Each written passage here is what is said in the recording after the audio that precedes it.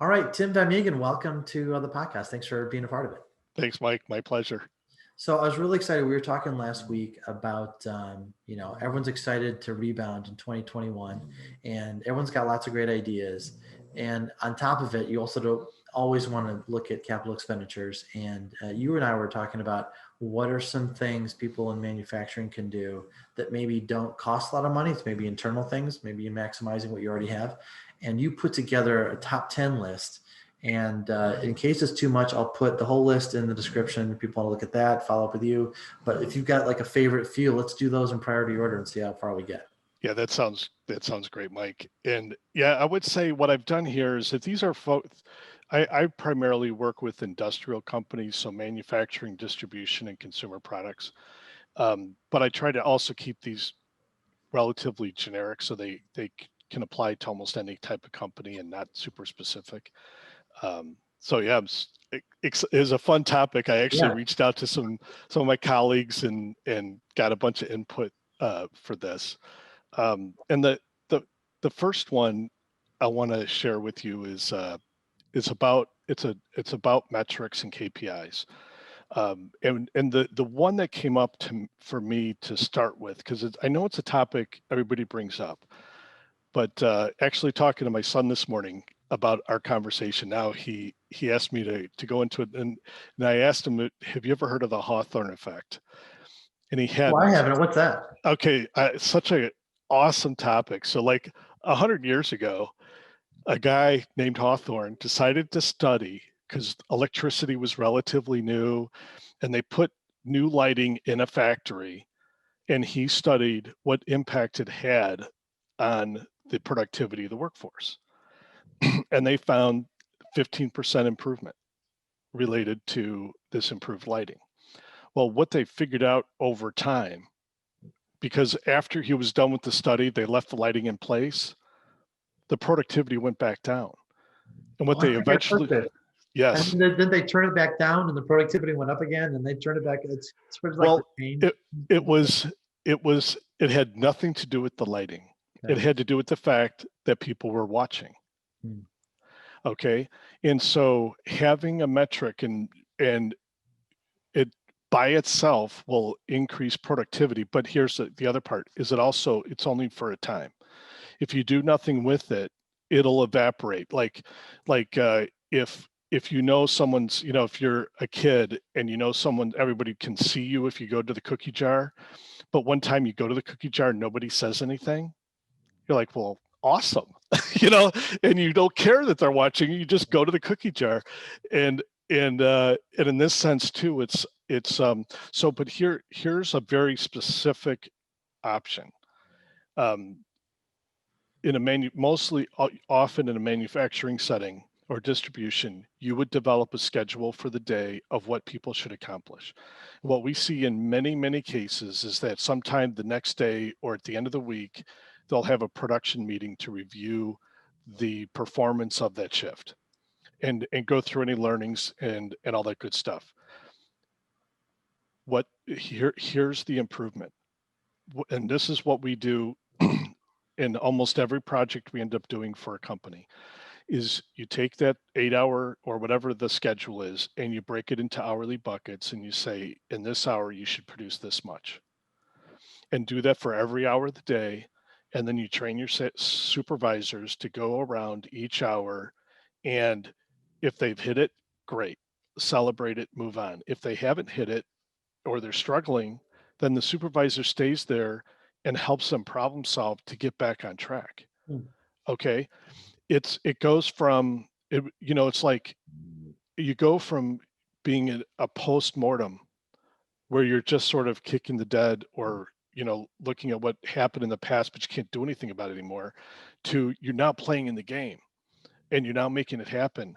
If we say 15% from the Hawthorne effect, but someone who goes to this level and they develop a good metric and on what they should be accomplishing that day, and then you go there every hour and help, we see 20 to 25% all the time. Wow. And here's the important thing. You know, your CapEx, the capital involved to do this, is a whiteboard for each line and a marker. Okay, you don't have to have the big fancy screens with all the metrics updated automatically. No, Yeah. you just sit down. What am I making today? And if I make this today, what should it be every hour? That's the first one. Now, metrics is also, you can apply this same concept though to things like safety. Safety, quality, cost, delivery, morale are the big topics in any company. Right. Okay. And for each one, there's very good things to look at. In safety, there's, most companies have workman's comp, or every company has workman's Yeah. comp. There's a modifier that everybody has. If you have a modifier of 1, that means you're pretty much at the norm for what they expect in terms of safety or risk for your workforce. If you're Okay. above 1, you're paying a double premium. You're paying a premium on the premium because they think you're more dangerous, or Interesting. your workforce struggles more. And it's often because of your history. If you have a bunch of people throwing their back out, or people getting hurt, or whatever, your mod rate goes up. So for me, this is a very specific thing. Look at your mod rate, and if it's above 1, Yeah. dive in. Okay, like that's pretty clear. The next one on quality. Most companies take scrap very seriously. Although I will also share with you that in some industries, like food manufacturing, for example, there's a pretty high tolerance for scrap. And there's one of the things we've always seen is there's a designed scrap, which is the amount of scrap you have to have, just because when you start your line and end it, there's going to be some stuff at the beginning and the end that is by design, it's going to be scrap. You have to throw it away. Oh, sure. Everything else is undesigned scrap, and it's waste. And so diving in on scrap rate, if your scrap rate is meaningfully above your designed required scrap rate, that's a huge opportunity. And here's the other one that goes with it: rework. So I was one time working in a chocolate factory, and a lot of the weight, I think at least one of the chins that I have came from working on that job. So we asked them, hey, what's your waste from production? And they're like, oh, it's zero. I'm like, really? It's zero? How is it zero? Because no one has zero. And he goes, well, we just take the bars that we have to throw away, and instead of throwing them away, we remelt them and make them into bars so we don't lose anything. And I get it, like rework in a sense is better than scrap because at least you get to do something with it. However, recognize this: you're paying to make that chocolate bar twice. Right. Your cost for production of the chocolate bar, you've paid twice. So look at your rework as well as scrap levels. Delivery is another really good. This is your big service metric, right? Do you deliver products to your customers when they expect you to deliver to them? Yeah. And we run into companies too often that they alter the definition. They change, like if they'll update the date based on when they end up delivering it, so their numbers look okay. But at the end of the day, here's the key: for all of your customer orders that come in and you agree to a due date, do you deliver on that date in full and accurately? And we've had and here's the thing, and this is really important for any metric, is metrics are meant to start a conversation. They're not meant to be a conclusion. Right. Okay.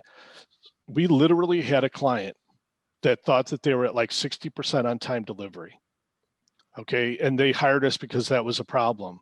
But when we dug into it, we actually found that for the period of time we looked at, they were at 0%.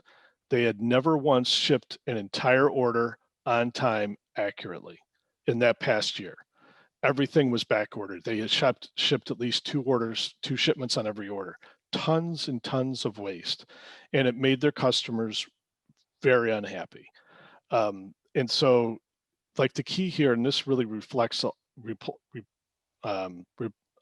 relates to other topics. When we're talking about problem solving, it's so common to get into a ego or a blame kind of situation or atmosphere. This is purely, I just want to understand what's happening. And you know what?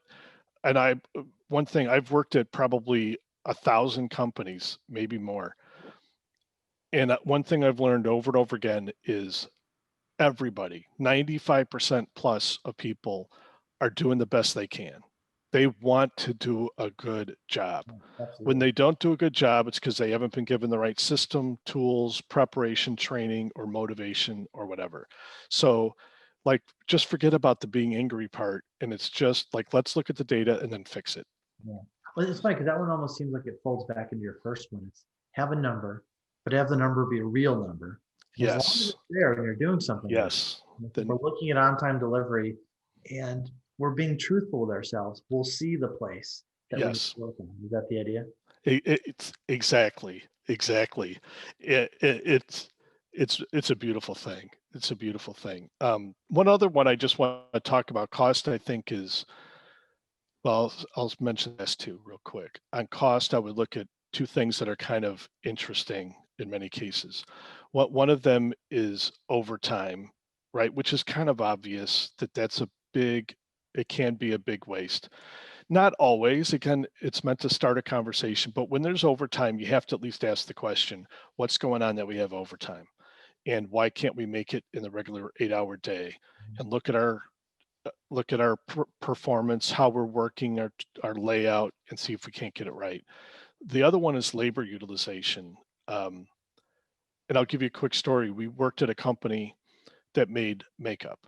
So they'd have a big pot that was really hot, and they would mix all the ingredients and make a liquid that would then be poured into uh, bottles that would be shipped out to the customer. And we did time studies on their production and found out how long it took them and how many people to run each product. We then went back and reran their entire month using their numbers on their people and compared it to what they actually paid people for that month. Oh, wow. Okay. And less than 30% of the hours they paid for actually reflected in what they produced. Okay. So that's just a good thing to understand, is how much of the time we're paying people for go into actually producing product. And when there's a gap like that, that's when you go back and look at, is there rework? Is there scrap? Is there significant downtime? Are we just scheduling poorly where we bring people in and we don't need them to come in? What's going on? Like, you use that as another data point to start a conversation. Well, funny because where we started this is, what are some ideas you can do without, new capital expenses? And, all these are, being honest with yourself, looking at your real numbers. And it's funny because the way that I see a lot of clients we deal with, and probably you've dealt with too, is they want to add machines and add people and all the things that just make what we're talking about. It just becomes a problem. Drives me nuts. And then that costs money. That costs and ongoing expenses too. What else do you see people doing that's sort of one of those, like, instead of doing something that wouldn't cost you anything, like looking at your numbers, what are other things people do? So, that's the biggest one. I do want to mention the last area, which is morale, because that one, it's the soft stuff is the hard stuff. If your people are stressed, there's a problem. There's a problem. People should not be stressed at work. Okay, so that's the main one. If you see it, talk to your people. If they're stressed, recognize, like, dig in to find out what the problem is. In terms of, like, to answer your question on that, on what's something else that we're doing that kind of leads to day-to-day waste. And I would focus on sourcing. And the reason I focus on sourcing first is, for most manufacturing distribution companies, the cost of purchased goods and services can be 60 to 80% of the cost of doing business. And routinely, it's I'll give you routinely it's not being you're not getting the leverage and the benefit out of it that you would hope to. Here's an example from just the past year with the COVID situation. PPE became toilet paper, paper towels, all that kind of stuff became a hot commodity, and companies and here's just in this example, if your relationship with your suppliers is simply, I'm going to shop this to get the lowest price per unit that I can get, then when stuff happens, you've got like no standing with your suppliers. Yeah. And I'm not suggesting we start throwing money around to make suppliers happy at all, but having a thoughtful, designed approach to sourcing and risk management is huge. And one real quick story on this that happens all the time. We were doing a diligence or a study with a company, and I asked their buyers for their biggest supplier. This was a company that made cardboard printed product, and their paperboard producer was their biggest supplier. And I asked them, are they a good supplier? And they're like, they're awesome. We call, they're here like that. They're extremely responsive. They fix everything right away. I'm like, that's phenomenal. It's great to have a relationship like that. I said, how about though on the rates? Are you competitive? It was like they looked around to like make sure no one was listening. They're like, look, we haven't had a price increase in 10 years. Oh my God. And so, obviously in the interview, I was just like, hey, thank you. That's really exciting. But the implication is they've been overpaying for 10 years. The only reason they didn't get a pay increase or price increase was the supplier didn't have to give them one. Yeah. And here's if the thing that comes out of this is some people think that a long-term relationship with a supplier means you have a partnership. An evergreen contract that never ends is a partnership. And here's what I will say, it is not. And I love long-term agreements, but you need to test it every couple of years. You put it out to bid, use this a group purchasing organization. There's many ways to go about this, but if you haven't negotiated with a supplier in the last 3 to 5 years for your major spend, do it.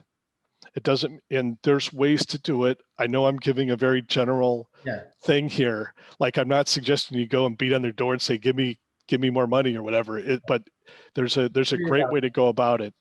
Well, that's very helpful. Circumstances change, and the economics of the two businesses change, all that kind of thing. Yep. If I can go back a little bit, I was really curious when you talked about morale. And one of the things I hear the most when I talk to people now is, we've all been dealing with whatever, the quarantine or COVID has done to businesses for 10 months now, 10 and a half months.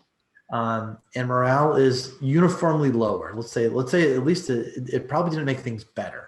So I'm just curious for you, just as kind of a cap on our conversation here, what are things you've seen that really work? Because, Yep. with manufacturers, because we're in a lot of different industries. I'm so glad you asked that question, Mike, because it actually leads into the third topic that I would love to talk about, and that's problem solving in general. Okay. And here's the basic concept, then I'll tell you how it ties into your question on morale. What I would say here is find an area where you're low performing as a company, or something where there's a symptom, where there's pain, or even better, look at other companies in your industry. And if there's any areas where they're doing better than you, like that's a pretty good sign that you're low performing in that area. And then as an executive, you then sponsor a team and say, hey, we've got this issue. I believe we're low performing in this way. I'd like you to dig into this, study it, and come back to me with recommendations when you're done. So here's why it relates to morale. People, 95% most of the people out there want to do a good job. They want to be part of a strong, good culture. They want to be asked what they want to be involved. If the CEO says, you know what, our on-time delivery is too low, and he looks at it and he comes back and says, this is what you guys are going to do. Right. People will do it, but they're going to hate it. They're going to hate work, and they're going to feel like they're a school kid who's just been sent to the principal's office. If the CEO comes back and says, look, we've gotten some feedback from some of our customers that they're not happy with our delivery. You guys are a cross section of our company. You're the people I rely on. You know, I trust you. Dig into this and tell me what you think. Then they go away and they study the issue. They come up with a solution. They come back, and now they're empowered. They're part of the future, the improvement. And here's the thing, it works. Yeah. It's now not the CEO's idea, it's their idea. And 9 times out of 10, their ideas are better than the CEO's, because they're in the weeds. They're doing the they're work. there. Yeah. They're in the weeds. I was like saying, spell out what you want, and then don't tell them how. Yes. Those are the people who need to do the work, and so they'll figure it out better than you will, for sure. Exactly. And the nirvana on that is when they start identifying the things to improve. Right. That's when that's nirvana. And honestly, you're right. That idea you could thread through all the things we've talked about. Absolutely. I don't know which number we need. What number do you think we should have? And have people work on it themselves. That's great. Exactly. Yeah, it's all good. Well, this has been great, Sam.